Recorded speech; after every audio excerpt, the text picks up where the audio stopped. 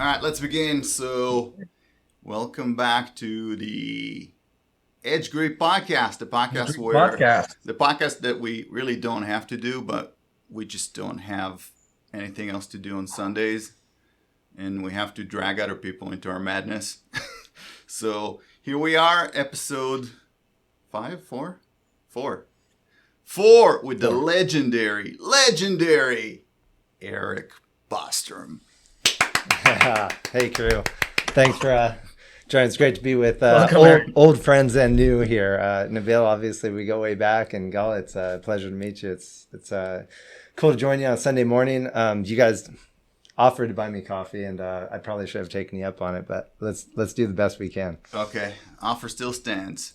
So let me just give a little preview to everyone. So you are 15 times MA Superbike race winner, right? MA Harley Davidson 883 Dirt Track champion 1996. MA Super Twins Series champion 1997 when you won 10 out of 11 races. MA Formula Extreme champion 1998. MA Superbike champion 2001. 2004 Daytona 200 lap record 146.83. Oh yeah. Well, these are all just the accolades, but they don't make you who you are, right? Yeah, and then recently you started helping out Brahma with e-racing, and you immediately won the World Cup, right? Yeah, we had a good bike, and actually I just saw Craig Bramshire 2 days ago, which is cool that we're still pals. Craig started Bramo, and then he's kind of helped me with Backmate, which is the final thing there, which has been a project to help people elongate their quality of life, and certainly as far as motorcyclists go, elongate their period on their time on a motorcycle and their time of enjoyment, rather than being suffering from back pain, neck pain, all the things that are kind of wrapped around with that. So improving your lifespan. It's kind of funny, we're sitting right next to each other because there's only one camera, right? And you can see the questions that I'm going to ask. I know. I could just go have some water. Maybe you should just point to the question he wants to answer now. So this way you get to select. I'm the first person that's ever sat next to you. Yeah. That's great. First guy. So, so tell us more about Backmate. How the idea got born, and when did you decide that you're going to do something about what happened to you? How did you go about starting a business? How did you go about making a business out of it? Tell us a little bit about the challenges. Obviously, the basis of every business is making money. How you go about marketing. Just bring us inside your mind as a business guy. Yeah, it's a great question, man. You're hitting me hard right from the beginning. I thought there was going to be like a parade lap or something. I know. I thought there'd be a question about how do you get to be fast, and we can all take notes. But straight into a business. We'll get to motorcycles a little later. Talk about edge grip, not traction in business. Jesus.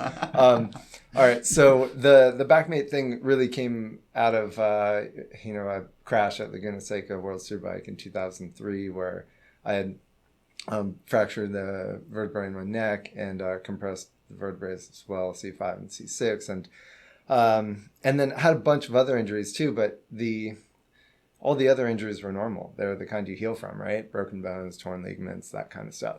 And the back thing was completely different. I had never experienced an injury that I couldn't really come back from, and ultimately ended up shortening my career because I just wasn't comfortable on the motorcycle, and I couldn't figure out why. And I'd been through, the gamut of, doctor's offices, then, in and out of therapy and various types of therapy, from chiropractic to massage to PT. And I had some success there, but it wasn't something that I could do consistently and create repetition with. And ultimately, as I kind of jumped into this rabbit hole, I learned that it took repetition, and it didn't take a ton of time, but it took repetition. So I started to try to build a better mousetrap because there was nothing out there that did what I needed to do. And certainly when you're in spasm, you can't lay on the floor and do it and get into crazy positions. So I needed something that I could do from my feet that was easy to kind of relax the nervous system and get the body back onto a healthy path. So that's where the Backmate came in. It was so obvious for me to go, okay, we need to do this standing, and it's got to be something that's it's like a human hand, but it has the ability to go, deep and also whenever you need it. And that the Backmate's that. I mean, you can create the amount of pressure you want, which is really unique, and you can't do that if you're laying on the floor. Because gravity takes over, right? So you can adjust, how much you want to lean into this thing, and then that it's funny because you look at the science, and I'll try not to go too far here, but there's always the naysayers of you can't break up muscle fascia and all these different things. And although that may be true, the chemicals in your body most certainly can. So if you have naysayers saying, that these things aren't working, well, massage therapy has been around for thousands of years for good reason. It's right. A super strong practice, and so with the Backmate, the biggest thing that I think we're learning out of all this as it science continues to unfold is to get the nervous system to relax. And once you go from a sympathetic state, which is kind of fight or flight, and that's what your overreactive brain does when it senses an injury, back into a parasympathetic state, the body's able to actually relax. And when that happens, when the brain finally goes, okay, there's not too big of a problem here, then the muscles will actually relax, and you get circulation. You have the waste being removed from the from the cells, and then nutrients being brought in, and the body can actually heal. And that's really the point of doing physical therapy, massage therapy, chiropractic, like a lot of these techniques that we have. And the Backmate just gives you the ability to do that every day, right? And several times a day if you need it. And the most fascinating thing is that the biggest results come within 2 minutes. So it doesn't take much commitment to really change your life around. And for me, it's really restored my quality of life. It's been able to put me on, whether it's a motorcycle doing track days or a bicycle doing an 8-hour race or a 10-hour race, and I can do it comfortably.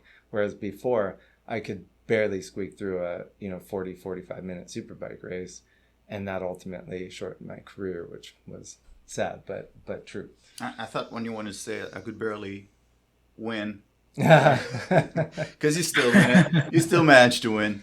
Yeah. So how do you go about making a business out of it? I mean, everybody has ideas, right?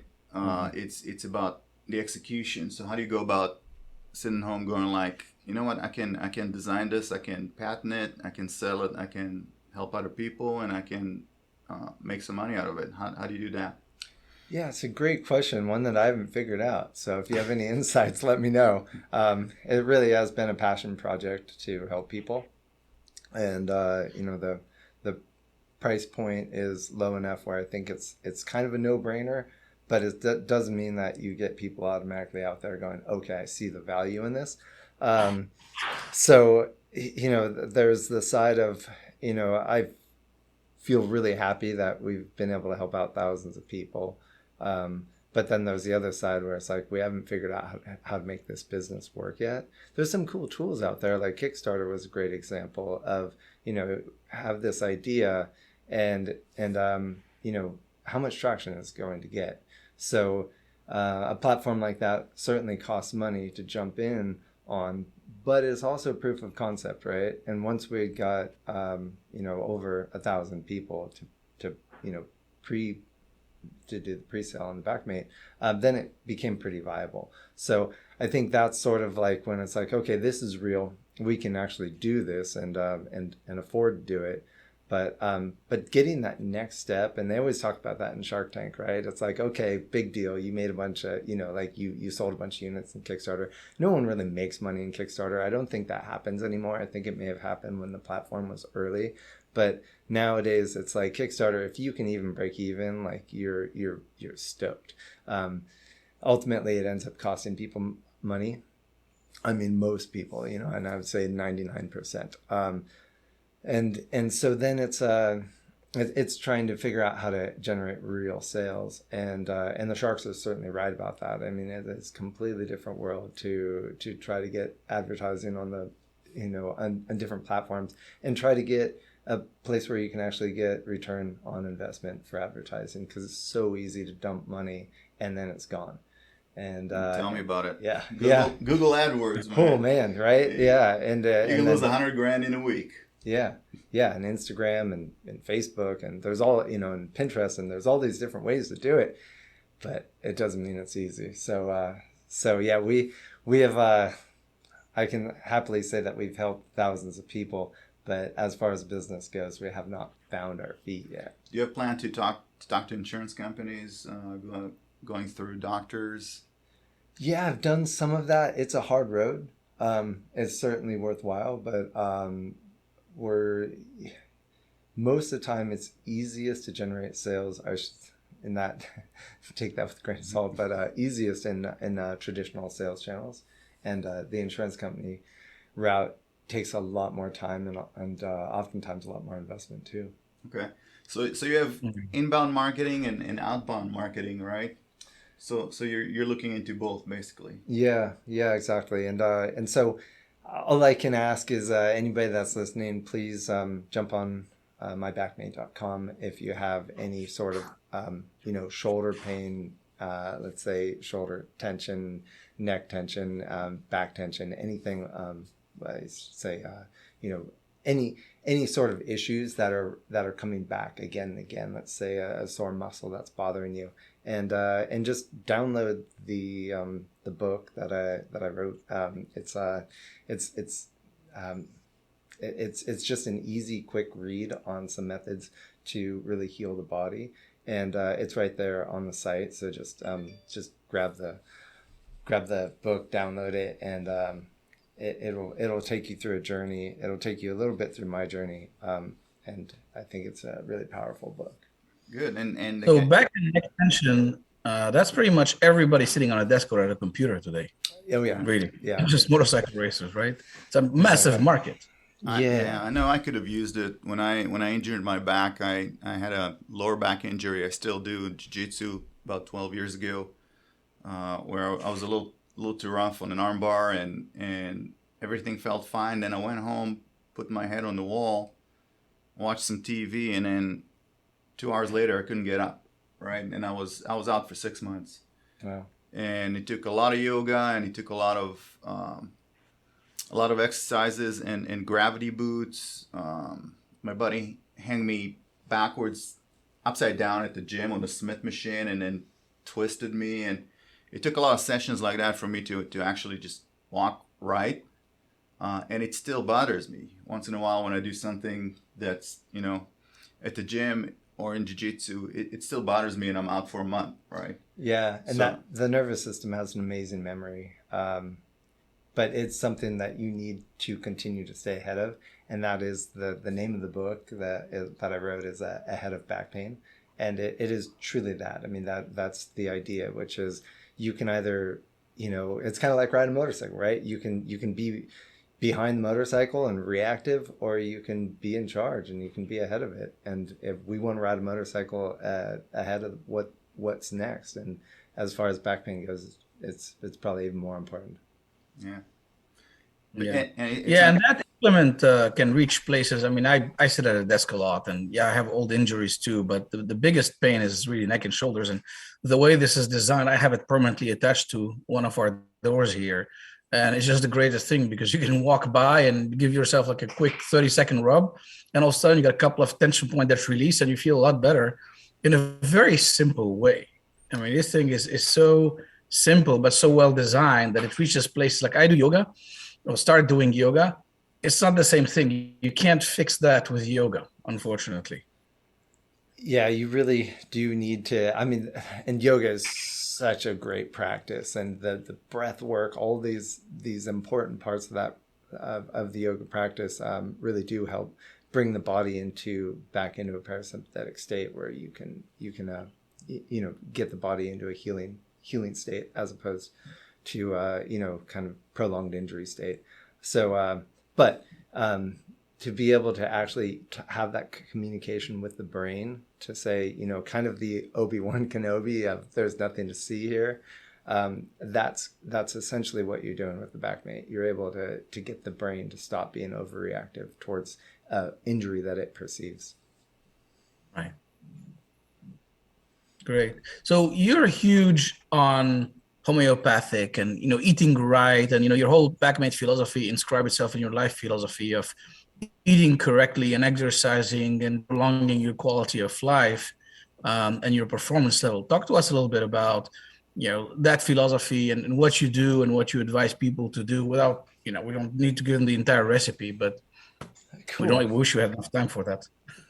Thanks, Nabil. Yeah, we'll keep it short there. I mean, my motivation is obviously I want to be able to, perform at my best throughout my entire life, right? Because there, I guess, is lifespan, and then there's a health span, and there's a bunch of different ways to refer to this. But ultimately, we want to be our best as long as we can. And when we look into food sources, whether it's, Roundup ready products such as, the standard staple wheat and rye and everything that is typically grown in America to soy and corn, you have a ton of fungicides and herbicides, pesticides in the food, and what these things are not supposed to harm humans, but they certainly harm our gut flora, and with that ends up creating big problems in the large intestine, which is responsible for a lot of autoimmune disease, also, and then a lot of other diseases such as Alzheimer's later on life disease. So, and it's a really simple. It's that old KISS, keep it simple, stupid sort of thing where, we need to eat a lot of greens. I don't eat meat, but I'm not against it, certainly. I mean, for me, it's more of a spiritual thing with, the animals, and I just want to be a part of the process. I say, if I kill it, I'll eat it, sort of thing.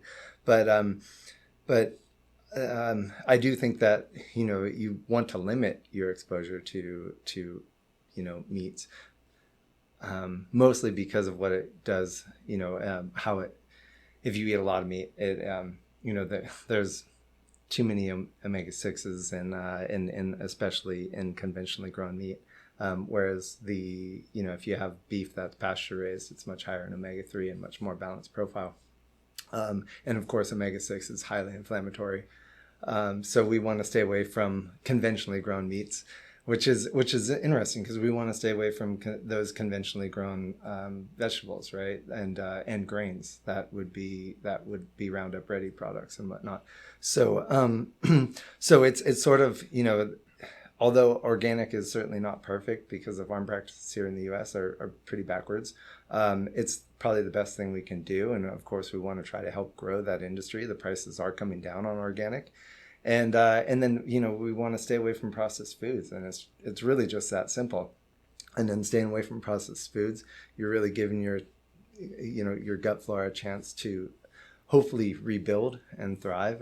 Obviously, we want to stay away from antibiotics and things like that end up hurting the gut. And I think one of the great quotes that I'd heard is that our gut flora today, as opposed to what it would have been like 100 years ago, it would have looked like a rainforest, tropic rainforest, and today it looks like the Sahara Desert. It's just that is why right now our mortality rate in America for the last 20 years has been shortening, right? And so we're seeing people die earlier and earlier, and we're going to continue to see that. And it's really a shame because here we live in one of the wealthiest countries in the world and should have the best health in the world. Instead, we have some of the worst health in the world. And it really comes down to our grocery stores and too much fuel. Another great analogy, if you want to hang on to it, is that food is very much like putting fuel in a tank. And you have a 4-gallon tank on your race motorcycle. You can put in 2 gallons or 3 gallons, the bike's going to run great. You can put in 4 gallons, bike's still going to run great. The moment you put in 4.5 or 5 gallons, you create a toxic spill, right? And now you have gas all over the paddock and everyone's breathing it. And that is essentially what happens when we put too much fuel in the body. And carbohydrates are the easiest way to put too much fuel in the body. they're also the ones that typically are the most polluted in the sense of like fungicides and whatnot. So so it just all comes back to, you know, keeping it simple. And a great, I guess, to continue that analogy, once you have that toxic spill, that's where you start having insulin resistance, and then from there, I mean, whether it's cardiovascular disease, diabetes, Alzheimer's, like the biggest killers in America, they all come from that toxic spill. So the easy way is don't eat too much, don't eat if you're not hungry. Stay away from carbs, and especially stay away from carbs after 2 p.m. if you're trying to lose weight. So you know, you kind of preload your fuels if you're a carb eater. I try not to be. I try to go very heavy on a fat diet. Are you in ketosis right now? No, I'm not anything too extreme like that. It's just that I like to keep the body burning healthy sources of fuel and training it to burn those healthy sources such as fat, because it does take a little training, and then really trying to limit how much fuel I have, especially as I get later on in the day, because that's when those fuel sources don't get burned, and then they end up going into you know, the visceral fat and some really tough stuff for your body to get rid of. Yeah, and then getting rid of fat is a story by itself, right? Because there's toxins in there, and once you start losing the fat, you're gonna feel bad because all those toxins are back in your body. Absolutely, and you really become a zombie, but you're also really putting yourself at risk for cancer and some of these things, because the fat cells become kind of zombie cells, and they don't die, and then those are the ones most likely to replicate into cancers. So if we can just keep our body at a balance and at a healthy balance, then, you know, we're really insulating ourselves from disease. And you know, the idea that, you know, medicine will save us from all these diseases is so flawed. We're the ones that will save us from disease. It's not 100%. There's no guarantee. Yeah. Who said let thy food be the medicine? It was Hippocrates. There you go. Hippocrates. Yeah. Lest your medicine becomes food. Yeah. And it's so valuable. There's so many valuable things from these philosophers from, you know, 4 or 5 that, well, yeah, that was about 3,500 years ago. Then all the way to the 20. Who's that German doctor that wrote the book The Mucusless Diet? Ooh, I don't know. Sounds like a good one. Yeah, so it's about fasting, long-term fasting, and the fact that you need 2 meals a day. One is fruit-based, the other is vegetable-based. Interesting. Yeah. Clean out, and he said that every disease in the body is simply mucus, right? Okay. So if you're going to do the mucusless diet, you're going to see mucus just coming out of your body, and I saw it when I did it. So very cool. Yeah, and then you just instantly feel better. Yeah, fasting is so powerful, and I think that's why it's been around for centuries, millennia. And you know, and fasting is not hard to do. You know, the most common and easiest one to do is the 16-8, where you don't eat for 16 hours, and then you eat all your food within an 8-hour period. Super easy to do. I'm doing it right now. Feels great. Yeah, I'm doing it right now. Good for you. So in anticipation for my new bike, Nabil, I was like, yeah, I really need to lose the COVID weight. So I weighed myself, and I was 214, and that kind of scared me. So I'm going back to 180. And it's been a week now, and I lost 7 pounds. So I'm on track. It's too quick to lose, but I'm going to slow it down a little bit by just piling on a little bit more calories. And it's mostly plant-based. Right? Now, no carbs, plant-based. I try to be in ketosis, but ketosis is not good to be on for a long time. So you have to cycle it. You have to cycle in and out of it. Right. So maximum of 3 weeks on it, and then have some sweet potatoes and get out of it, and then go back on it. But it's really an exercise in put fuel in and look at your body change, right? And the good thing is that every 7 years, I think, we're completely brand new, because our cells die and they regenerate, and it takes 7 years to regenerate your entire body. So if you start eating right now, in 7 years, you'd be perfect, right? Yeah, and some of the tissues that take the longest to replace, of course, are in your brain and whatnot. But most of our cells replace themselves within a matter of days. So it's we, when people say I have an injury and I'm not healing from it, they're not giving their body the right opportunity to heal, and that's just simple, right? Mm. It's not to say it's perfect, but there are some things that maybe we're not going to heal from. But if you are not giving your body the best opportunity to heal, then you're certainly not going to heal. And that's where the food source is everything. And for any listeners that want to lose weight, like, eat more vegetables. It's just that easy. You're not going to gain weight if you're eating vegetables. Yeah. Leafy greens, cauliflower. Yeah, all the good stuff. Any thoughts on supplements, probiotics? Like them, don't like them? Prefer to do it natural way? I prefer to eat naturally, but I'm also, of course, a fan of supplements.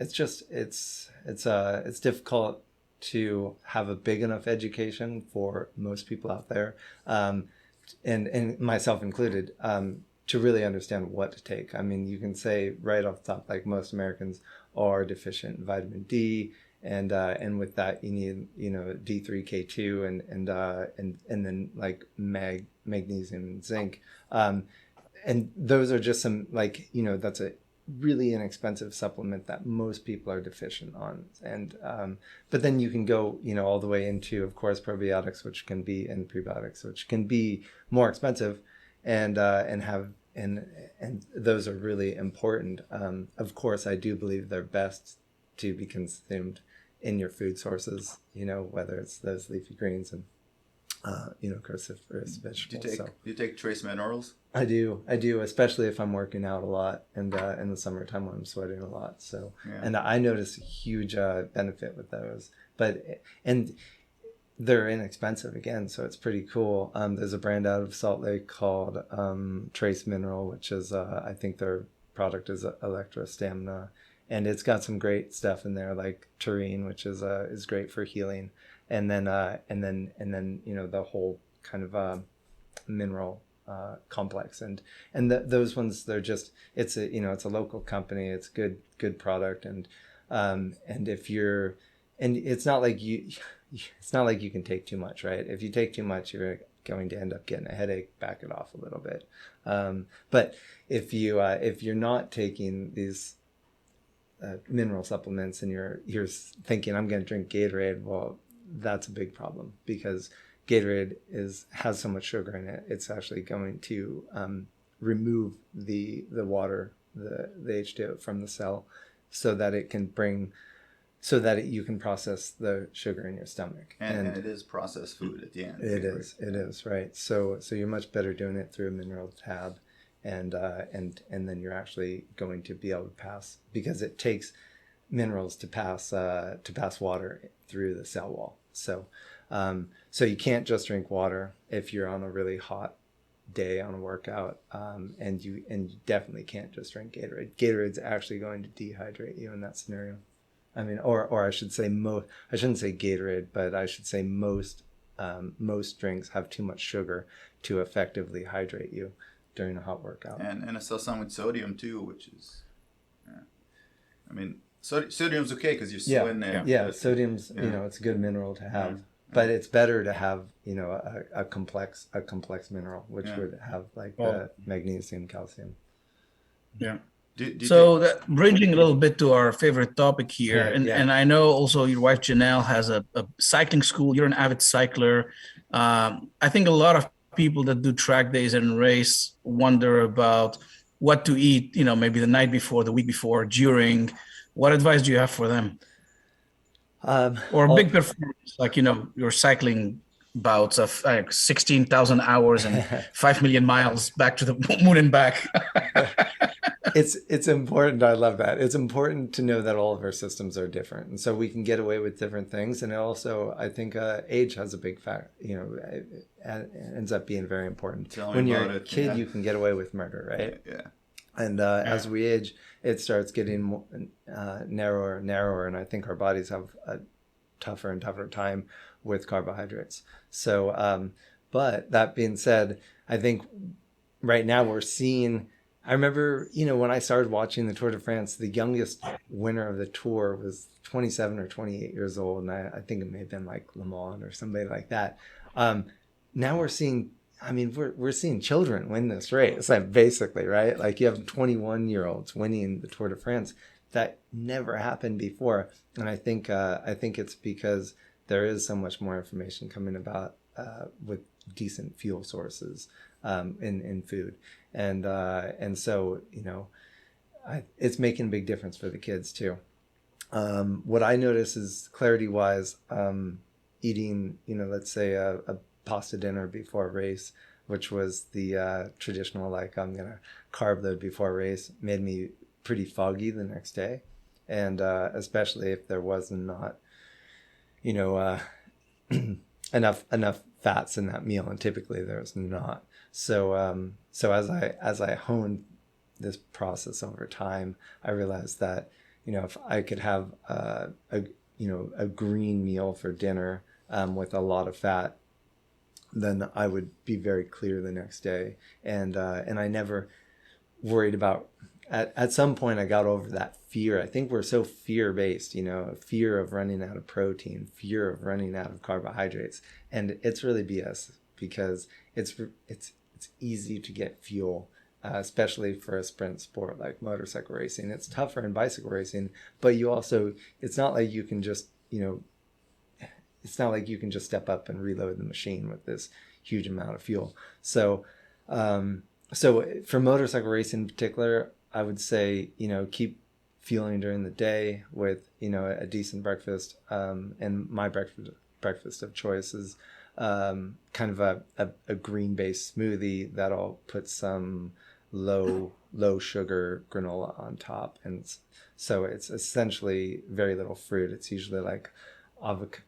I'll do some like blueberries. So there's some fruit there. I like blueberries a lot, but and raspberries and things like that. Berries are awesome, but I don't do like the bananas and the oranges and all that stuff. I do like an avocado and greens and maybe like a plant-based yogurt, and then blend that up with some almonds, and that'll be my base. And then put some low sugar granola on top, hopefully homemade, and that'll kind of bring you through the day pretty far, in the sense of, of course you can fuel along the way with some, well, whatever you're eating that day, but it could be a good bread or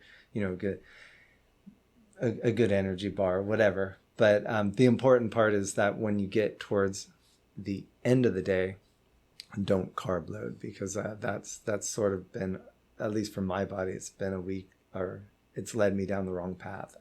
Rather have a nice hopefully dense salad with kale and your power greens, and then if you're a meat eater, you can have that small slice of meat, or if you're a plant-based eater, you can have your vegetables and maybe a potato or a sweet potato or something, and that should be the basis of your dinner, rather than thinking, and a lot of fats. Here's the thing, it's like when you're doing a salad, like take your whether it's your avocado oil or MCT oil or olive oil, and just flood the thing with oil, and that's going to be more fuel than you'll ever need for the next day. Yeah, it's a lot of calories. Did you ever try cordyceps mushrooms for concentration? Yeah, and they're really great. I had good success with them on the bicycle.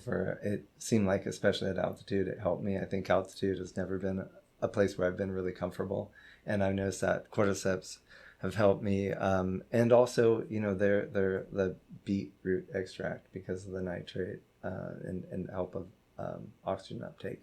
So I think there are definitely some tricks to that. I didn't notice them as much on the motorcycle, but on the bicycle, I'm sure that I had effects. So I'd say if you're struggling on the motorcycle for energy, probably take a motorcycle class. I'll give a shout out to Fast Track Riders. They have a lot of classes, but there's a lot of great classes all over the U.S.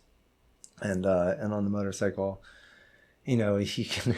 I think about watching some pretty out of shape riders like Anthony Gobert be able to get the job done with probably well, very little energy. So if you're really exhausted after riding a motorcycle, take some classes and find a more effective way or more efficient way to let the motorcycle work for you. Yeah, I mean, this is a great hour riders, right? I mean, yeah, no, that's an endurance challenge, Yeah. but as always, bigger endurance challenge for the brain. And how are you going to get the best results with that? You're going to have those fats to fuel the brain. do you ever take IV vitamin?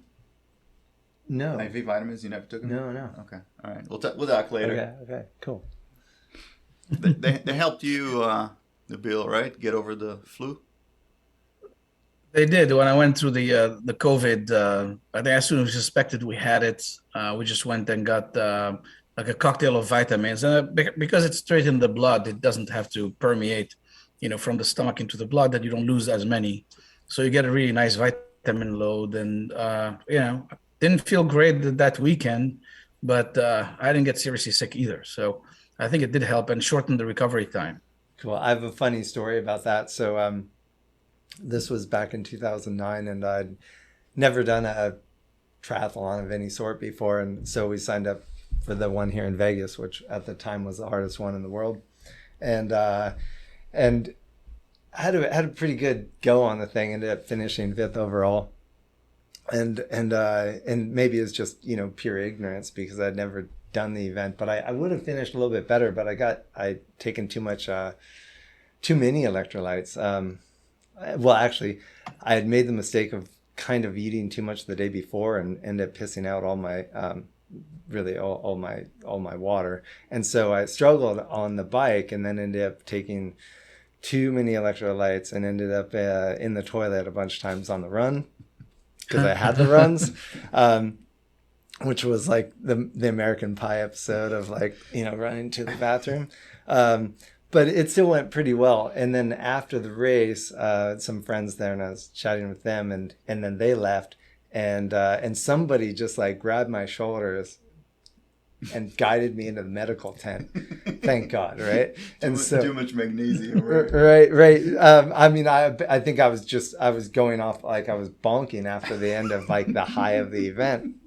And it was a long event because it was a hard Ironman. And so so I get in the medical tent, get on a couple of IVs, and they asked if I, wanted some drugs mixed in there. I'm like, yeah, I'm pretty uncomfortable. Let's do this. So Give me the good stuff. Yeah, my best friend Dustin was also doing the event. I'd been in the medical tent for a while and finally left, and at perfect timing, Dustin came across the finish line. And so he had his own bout, and this was funny because he's a tough guy. He had a hernia while we were training for this thing. I had broken about 6 or 7 bones on a bicycle about a month before. So we were both kind of a mess going into this race. He was he ended up having to push his guts in the entire time through the run because they were leaking out of his stomach. So he was pretty uncomfortable at the finish. By this point, I was high as a kite, thought I could drive home and all that, and they were like, "You're not driving." So we and this is the point of the IV and how powerful they can be. We got up the next day, and I was sort of bouncing off the walls, eyeballs white and perfect, and felt really good other than the legs were pretty sore. And Dustin, I wanted to get out of the house and get some food and kind of get going. There was some awards ceremony to go to, and Dustin, I remember finally just knocking on his door and you got to get up, and seeing these bloodshot eyes, this bloated face, it just from the cortisol, it's so uncomfortable. I mean, he looked sick, and I looked perfect, but it was just because I had that IV, right? So I was hydrated, and then I also slept really well. He hadn't slept a wink because I was drugged up. Of course, I slept well. So the IVs, I agree, they can be super powerful medicine. Yeah. All right. Shall we maybe go a little bit to motorcycles? I don't know. Let's do it. I think that's a How are we doing on good time? idea. How are we doing on time? We get another 10-15 minutes to stick to the hour. Let's see if we can do that this time around. Oh my God, there's no way. Oh, jeez. We did it again. So we try, every podcast, we try not to go over an hour. And it always ends up 2 hours, right? And I know you have to go because you have to be tomorrow, and you said in San Francisco. Yeah, my dad and I are building some motorcycles. I got a bunch of stuff to do here, and I have a couple of broken ribs right now. So unloading is going to be a little slower than normal, but that's all right. So just for everyone, he said, I have a couple broken ribs. So the reason why we're sitting in the same room is because I picked him up, and he said, yeah, I'm going to walk 2.5 miles this morning, just to get the blood flowing. And then he calls me and he goes, yeah, I kind of woke up a little later. I'm on the road, but don't worry. And by the way, I got some broken ribs, and I was like, Jesus Christ, this is what you do when you have broken ribs. You walk 2.5 miles just because. What else can you do, right? Like you gotta move. That's another big part of the health thing is you got to keep it moving. There's this great French study. It's like if you get on the ground, depending on how many points you need to touch the ground to pick yourself up, predicts the age you'll die at. Oh, really? And it's really accurate because it's like if you're not fit, you're gonna die early. It sucks. But I mean, like in general, right? But you're gonna die happy. I don't know. It depends on your happiness. I like suffering, so I like pizza. Yeah, I got some broken ribs too. The gift of jiu-jitsu, they both stick out. Oh yeah. So that just means you can bring in more air into your lungs. Yeah. That's a gift. Yeah, just don't try to sleep on your stomach. Once again, a favor, because stomach sleepers have bad, poor posture. Typically. Yeah, that's right. You're supposed to either sleep on your back or on your right side, right? Yeah, and ideally on your back. Yeah. All right. Yeah. We got some motorcycle questions. We really need to do some motorcycling here because everybody that tunes in, that's what you guys want to hear, right? So I was given. Yeah, well, they don't want to hear once you lose edge grip, how do you recover? So I think we've covered that very well. Yeah. I was giving Gull a hard time because he had told me that he had basically learned to road race at Willow Springs, and I was like, "How you got a short straw on that one?" On an R1. No, yeah, on an R1, about as short as mine because I learned to road race on a Harley, and neither of them are really good places to learn how to road race. So where would you learn how to road race?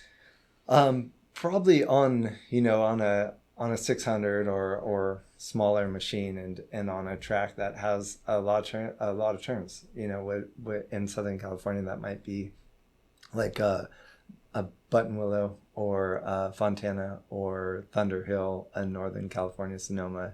Laguna Seca, but not a track where you just keep throttle on. Because the problem when you're keeping the throttle on, I even struggle with this at Chuckwalla. It's you never learn to actually turn the motorcycle, and the most important part in motorcycle racing is the rider that gets the bike turned the quickest is the one that wins the race because they have the longest straightaways.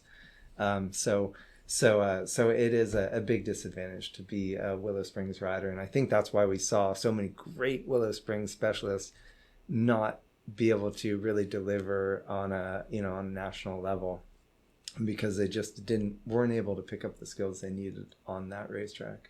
Okay, so you just have the streets. You just move to the streets. So you do one day at the streets, one day. That works. Yeah, that's why California Superbike School, they always ran at the streets. Cool, and it makes sense. Yeah, if you can master both those tracks, you're in pretty good shape. Okay, good. So I have a question for you about motorcycles. It's about motorcycles. You tested the MV Agusta F3 675 back in 2012, so for Cycle World magazine. So this is just for Nabil. Was this MV guy? Yep. Was this the best bike you've ever tested? And if it wasn't, was it? Wait a minute. What kind of question is that? It's a street bike. Is this the best bike ever made? Ever? oh yes. I'm sorry. I totally failed on that question. Yeah, absolutely. That is the best bike ever made. That's the pinnacle of any motorcycle I've ever ridden. Sorry, Nabil, that's not true.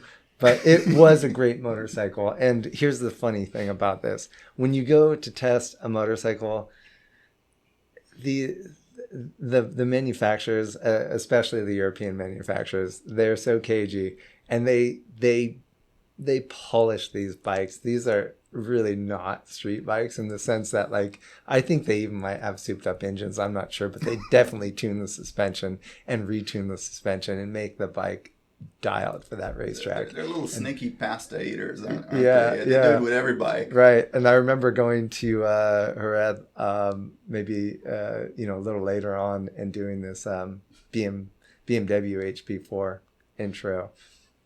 And that bike was so dialed. I mean, it was so dialed. It worked about as well as a super bike, like a proper super bike. And I just was laughing because, Troy Corser and these really fast riders were there setting up the bikes, world champions setting up the bikes.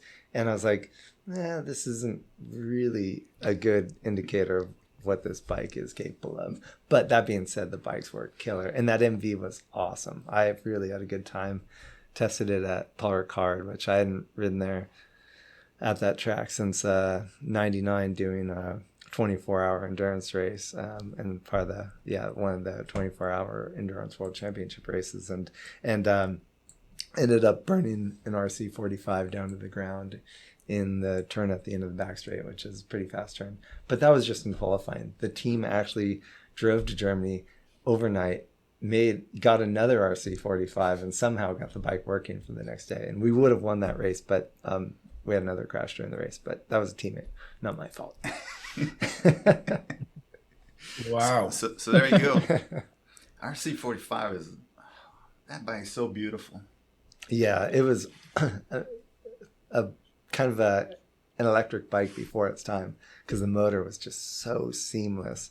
And I remember in that 24-hour race, we had, we were competitive, but we weren't the quickest bike out there. And so I think I started third, and we did the Le Mans style start. And at that point, I'd ridden with some of the competitors on like Suzuki's and Kawi's and whatnot. And our bikes were they were running pretty close in speed. And so I, jumped on the bike and probably got like a third or fourth place start about where I started. And we got to the back straight, and I ripped the paint off everything on the way by. I mean, I probably went into the turn at the end of the back straight with like a 10 bike length lead. And I was like, oh shit, like we got a good bike. And what I realized is that they all had like qualifying motors and stuff in their bike, but the race motors couldn't put out that amount of power. But that RC45 was so fast. All right. So what was your favorite race? Race? Obviously, I guess the one you won. Yeah, that is a good one. Oh man. No, I had this great race at Peoria with Scott Parker, and unfortunately Chris Card was a little quicker, and so he had gotten away from us, but not by much. We were doing a pretty good job, and I remember thinking, like, I think I was 16 years old, and I was like, man, I'm like battling with one of the best there ever was, and we had this great race going back and forth. And I think for me, it was just like pure shock of like, I don't belong here, but I'm here, and racing with the legend of the sport. And now, you understand you're one of the best that ever was, right? Well, I appreciate that. I don't. Anyway, that's sweet. But here, I'm like kid, right? And driving a van back to this race, and now I'm racing against a person that I've been watching since I was maybe 8 years old, going to these professional races as a spectator, and Sacramento Mile, San Jose Mile, and whatnot, and so to not be too far down the road. And racing with him, I think that was one of my greatest races, and it also ended up in a failure because my exhaust pipe ended up breaking off the motorcycle. Now the Bostroms aren't great mechanics, right? And so we always had shit falling off our bikes, and in this case it was the exhaust pipe, better than the front forks, so I got black flagged like really close to the end. And it was such a heartbreaker because it was a Grand National race, and I was going to finish second or third, which would have been really cool to be on the podium. And you know, stand on the podium with Scott Parker and Chris Carr would have been dope, but it didn't work out. And that was probably one of my most memorable races. So hold on, did you say losing the forks? Yeah. Did I ever actually...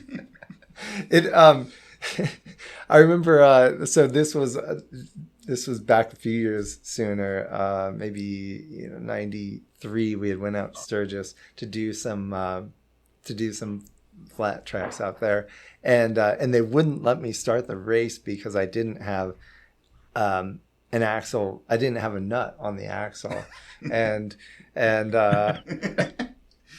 then, you know, so I missed the start of the race. You kind of need that, right? And so I get back, and my dad's like, it's got pinch bolts, it's fine.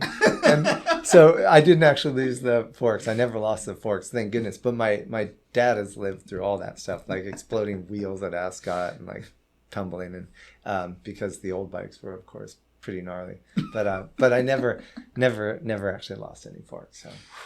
Okay. I was close actually to that accident. I bought an old Triumph from a friend, and I rode it to a mechanic in the valley. And when I get there, he goes over the bike and so on. He's like, you know that you have no bolts on your pinch forks in the bottom. Just like, this is just gravity holding you together. It's British bikes. You gotta tighten the bolts every time you ride it. Yeah, I was testing a bike when we were doing that Cafe Racer show, and these kids in New York they were kind of like import car builders.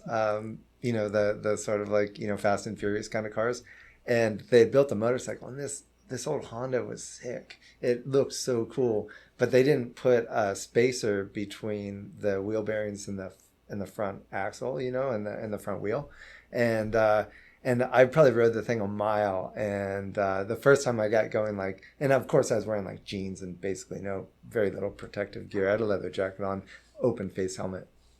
The wheel bearings fell in, and the front wheel just locked up, and I just crashed this thing going like 65 miles an hour in jeans. That sucked. So that's the closest I've ever had to forks falling off.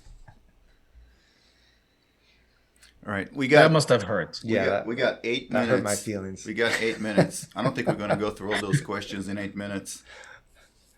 Let's do what we can. Okay, all right. Talk a little about Fast Track. There's always a little fuzz, right? You can come back. You know, we live right next to each other, so you can come back. Talk a little bit about Fast Tracks. How you got involved? How do you know Ahmad? Yeah, Fast Track is it's just a cool environment, right? Like, great people, and that's what really drew me there. It happened from a phone call from Steve Rapp. He got called to fly on a day that he was supposed to do the academy, and I'd known Ahmad from like 20 years ago, but, you know, fallen out of touch, and didn't even know that he had taken over Fast Track. But I was like, cool, Steve, like I got your back, like that's what we do, and so went out and ended up having a really fun time, but mostly just a great time connecting with all the people out at Fast Track. From, you know, the participants to the staff, and so that sort of sunk the hook in me, and I was like, man, we can really make a difference, because riding around, it really felt like most people just wanted to try harder to go faster, and that's such flawed logic, but there is a point where that can work, but it's like that last couple percent, so I kind of, you know, over several weekends, because we were doing the academy, and it was a 3 month long sort of, you know, school and competition and all of this cool stuff. And I was like, this is cool. No one's doing this with track days. Ahmad, you're rad.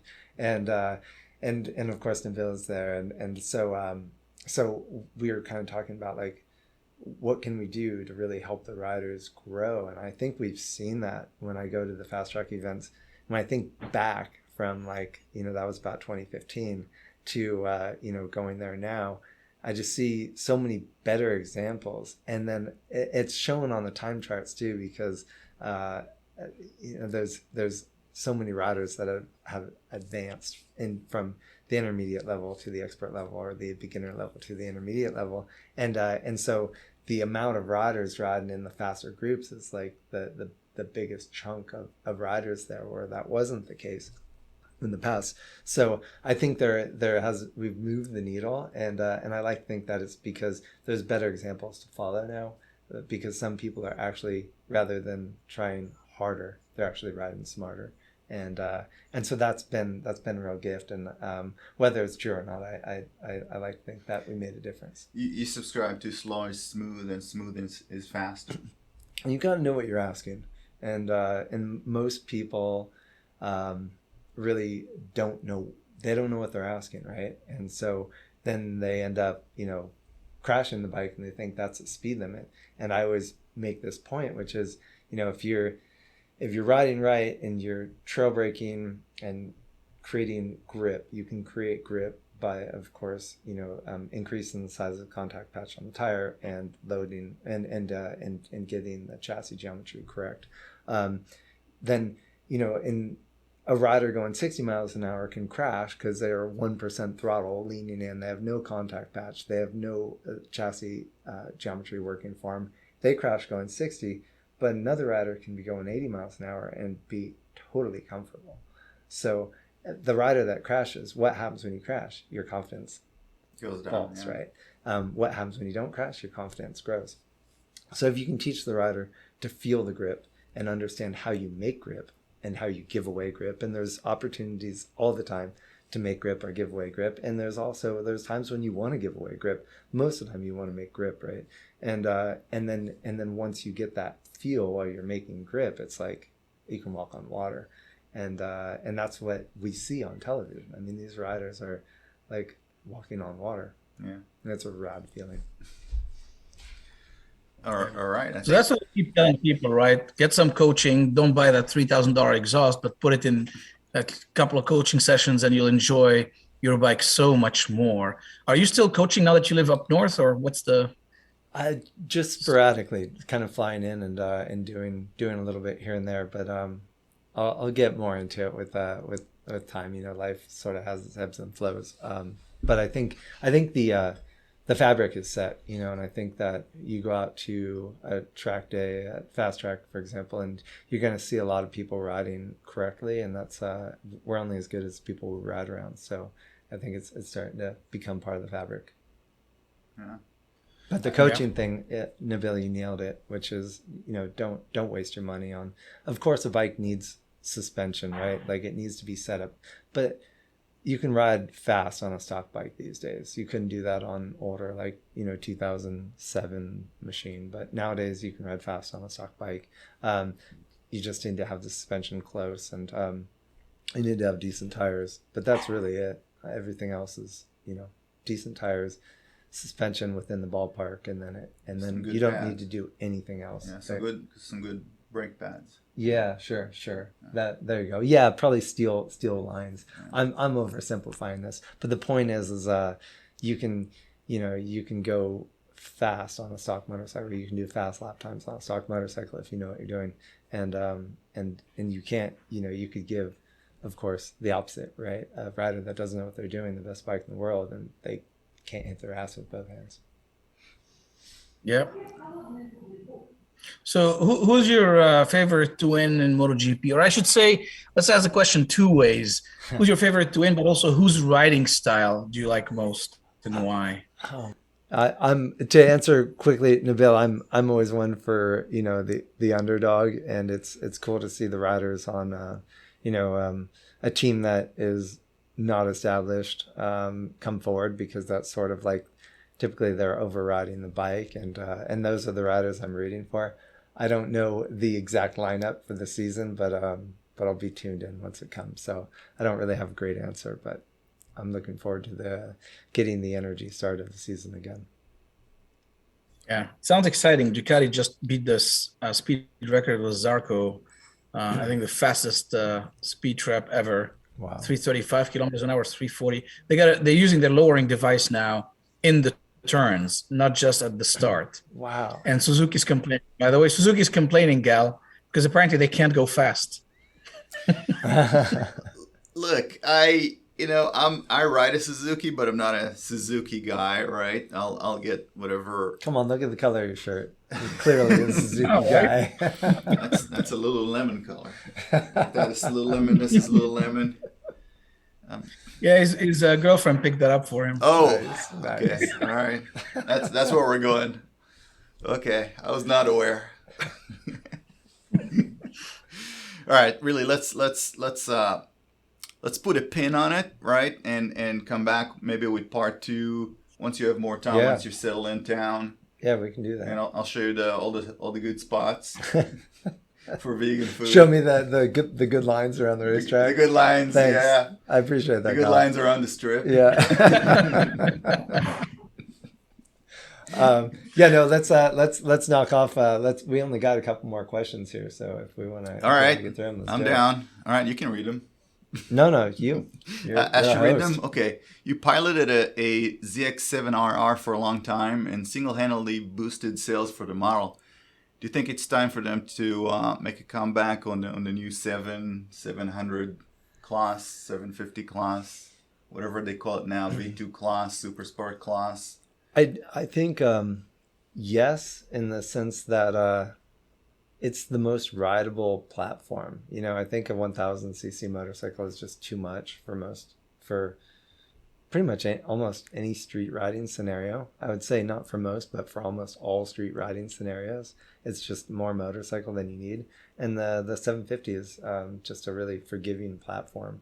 So maybe that's a little bit me being romantic about the times I've had on the 750. But I do feel like the racing was really good then too. And the flip side of that is with all the electronic controls that we have in the bikes nowadays, like the thousands almost ride like 750s or even 600s, and so maybe it's not that big of a deal. I mean, if you get them upright, they're really fun and they rip, and but there's not too many places on the street where you can actually use that power. So I think so, but I don't think we're going to see that happen. I think that we're going to continue to see, the kind of 600 and 1000cc thing. And I think the market's going to drive that decision. So that's the way it's going. I think that's the way it's going to stay. Okay, yeah. I mean, the reason why everything's changing is because those 600s are not selling like they should be selling, Yeah, right? right. So I think everybody's trying whatever they're trying to figure out what's going on there. Yeah. But I just don't think there's enough bike sales to justify an intermediate class.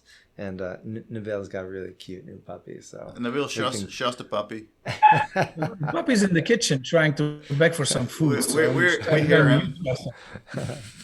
All right. Next question is, every time I see you on camera, you seem happy and smiling. It's just motorcycle that makes you smile, or you're just high on life? Yeah, I think high in life. I like to think that. The motorcycle, I mean, gosh, what could I have to be too disappointed about? My life's been amazing. I have this amazing family, and my brother and I's relationship is so powerful. And so yeah, I think there's just there's no reason to be unhappy, and we can all make reasons to be unhappy. But if you're in that space, you need to go outside, get some sunshine, breathe some fresh air, and also push yourself, right? And I think that unfortunately, we see whether it's people, famous actors or other people kind of ending their lives prematurely. They're just not taking on a new challenge and not finding something to get pumped about, and you got to mix it up, right? It's not like motorcycles have carried me through life and been my one passion. I have all these other outdoor passions. I am an outdoor person, but that's not the right recipe for the next person. It's just the right recipe for that makes me smile. Yeah, and then health and wellness. Yeah. It's. I mean, the way you eat has a lot to do with it, right? For sure. Gut bacteria really affects your brain. Yeah, more than we know, Yeah. and it's wild that you can sever the connection from the gut to the brain, and yet they still communicate, and it's amazing that over 70% of our immune system is in our gut. So that also goes for mood enhancement, and if your gut flora is jacked up, then your mood's gonna follow that. So yeah, you can make a major influence in your mood with your diet. And unfortunately, the reason that we have so many people on prescriptions, whether it's like the serotonin, different antidepressants, is because their gut flora is just wrong. Yeah. Yeah, I mean, someone said we're just a big tube, right? I like that. Yeah, I've not heard that, but I like that. That has on the inside and has all those bacteria. Mm-hmm. That's all we are, right? Yeah. I mean, the human, or the biome is becoming more and more recognized as an important part of our health. But then there's also the virome, which is really important. And for every human cell that we have 100x bacteria cells in our body, and for every bacteria cell, I think we have 10x virus cells. So our virus in our body, I shouldn't say cells. And that's another huge part of our health.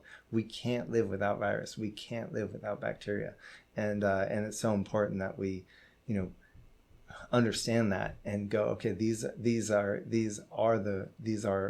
factors responsible for my health, and I need to feed the body in a healthy way and build the ecosystem so that the good viruses and the good bacteria flourishes. Yeah, exactly. It is symbiotic. Yeah.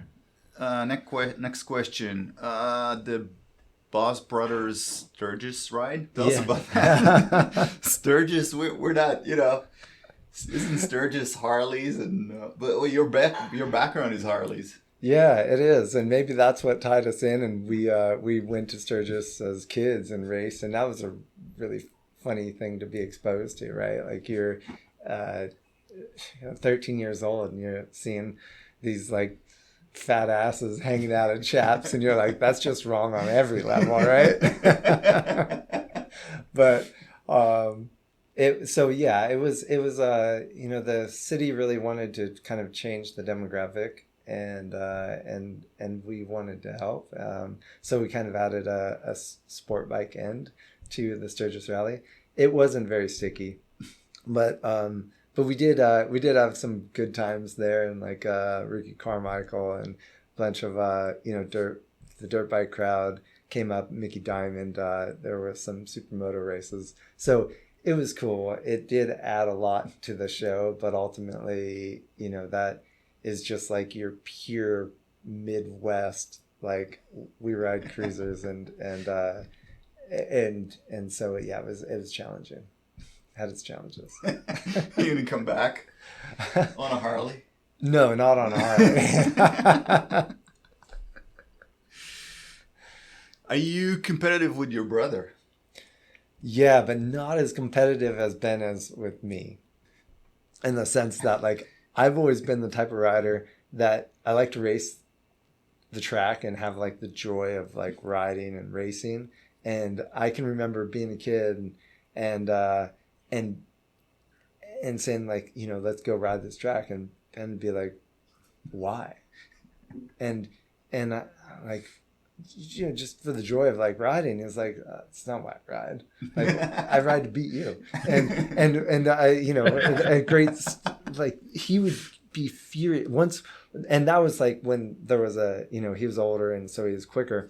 But once we got kind of close in speed, the worst thing you could ever do was pull out of if we were like in a fight on the racetrack, we'd be on our dirt bikes and have all these different configurations, and if you were leading and pulled off the track, you've never seen Ben so angry before. Like furious, and it was because you didn't give him the opportunity to win, right? And that was his sole reason to be on the racetrack. And I think we're polar opposites on that, because I always kind of liked riding the bikes, and it's trying at times, right? Because you don't have the bike you want, and so it can wear on your nerves and patience and all that. But for Ben, it was like, I'm out there to beat everyone, and it's killer. So yeah, he's hyper competitive, and me, I think I'm competitive.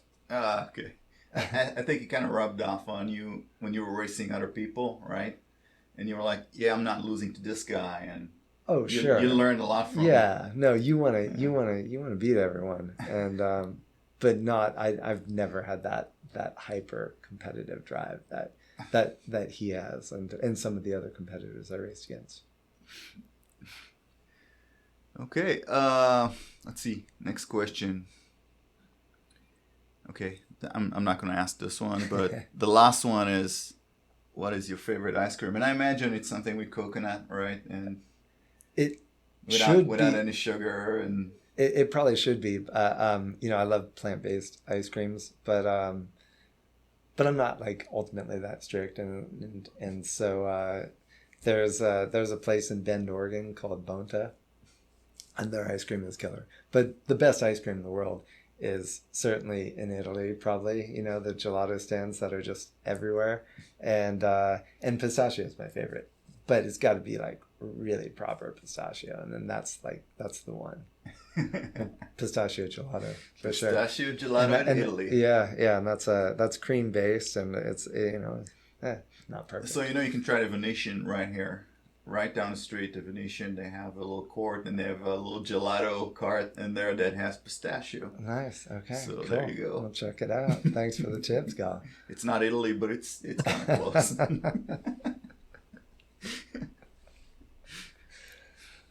Well, cool, crew. Should we wrap it up? Nabil, you good? You solid? I'm good. Thank you for making the time. Much appreciated. And I love we did. This is the first one we do in person. So it's that, because it's a lot more fun to actually be with the person, even if I'm seeing you from the other side of the screen. We did it with Carrie. Oh, he's calling you out. He's calling you out. You gonna take that shit? That's right. I'm not calling you out. It was our first one. I forgot about it. Okay, so this has been another episode of Edge Grip Podcast with Nabil Kabani and our special guest, Eric Bostrom. Cool. It's been a pleasure, team. Look forward to seeing you guys on the track. And we'll take it to the track from here. All right. Sounds good. Thanks, everyone, for listening. Cool. Bye.